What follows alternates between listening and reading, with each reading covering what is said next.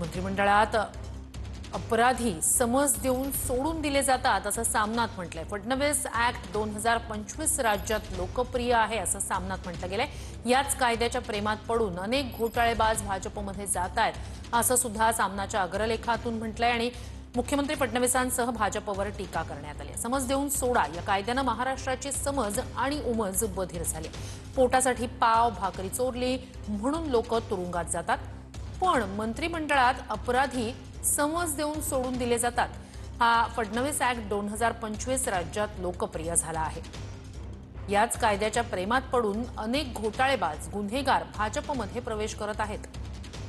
समज देऊन सोडा कायदा निर्माण करणाऱ्या कायदे पंडितांना साष्टांग दंडवत। मंत्रिमंडळात शातीर अपराधी भरलेत, त्यांच्यावर कठोर कारवाई न करता समज देऊन सुटका करण्याचं धोरण फडणवीसांनी स्वीकारलंय। विधानसभेत कृषी मंत्री माणिकराव कोकाटे, संजय शिरसाट, संजय राठोड, योगेश कदम या मंत्र्यांच्या बाबतीत लोकांमध्ये चीड आहे।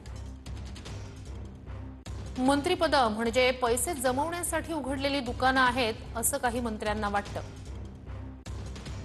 समज दिली आणि सगळ्यांना सोडून दिलं म्हणजे गुन्हेगारांवर कारवाई करायची नाही आणि राज्यात जे सुरू आहे ते तसंच सुरू ठेवायचं। याच कायद्याचा लाभ आता छोटा शकील, दाऊद इब्राहिम, अबू सालेम, नीरव मोदी वगैरेंना मिळेल काय असा सवाल सुद्धा सामनातून विचारला गेलाय।